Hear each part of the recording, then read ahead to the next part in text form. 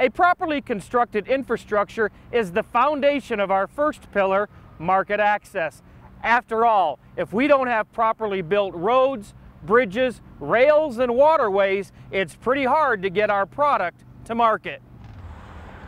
Along with the 4 calendar-based seasons, Michiganders are all too familiar with the 5th.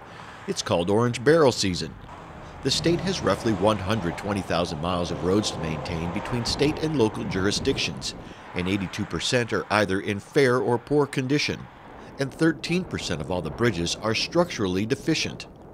Linc Campbell is a hay farmer from the northern Lower Peninsula, operating a fleet of 18 trucks, transporting his commodity all across the country. Traveling in his home state can be one of his biggest challenges.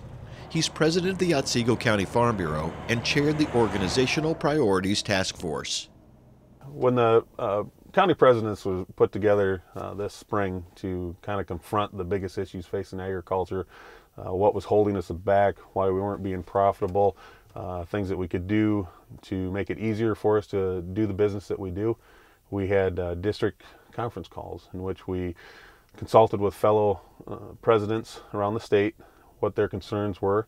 And in regards to roads, there was quite a few stories about roads being closed, bridges being closed to where it hindered their operations, to where in some cases they would add on 10 miles. A field that was right across from their homestead, which, you know, an eighth of a mile at the most, now they're driving 10, 15 miles around the block to get to the same field to do the same operations. And of course, that adds on to expense, and with no insight when that bridge might be back online.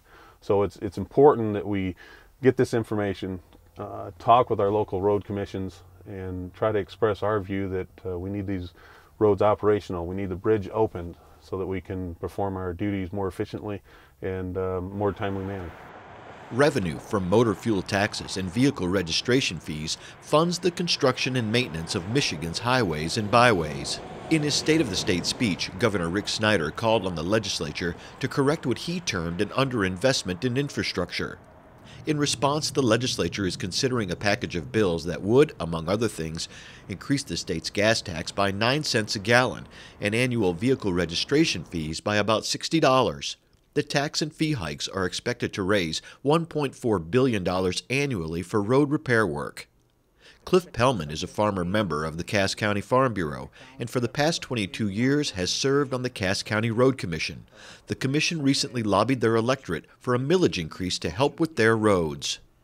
We went out and pushed like we never did before. I think we spoke at 60-some different meetings. We approached every township, any county organization we could approach.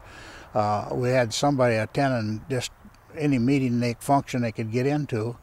And everybody accepted us well, but they just didn't vote. And I think there's some confusion. They think maybe the state was going to come through with some funding, and maybe we'd wind up with too much, and they didn't want to trust us with that chance. We told them that we had written this thing up so that if the state did come through, we wouldn't levy our millage against them, but it still didn't work. And it's hard to get a millage.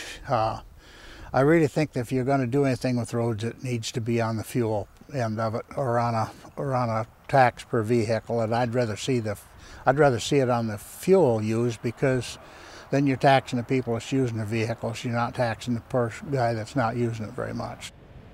There are a number of actions county farm bureaus are asked to do in regards to infrastructure and increasing market access. Among them would be to meet with county road commissions, board of commissioners, and other county governmental bodies to develop relationships and discuss common priorities.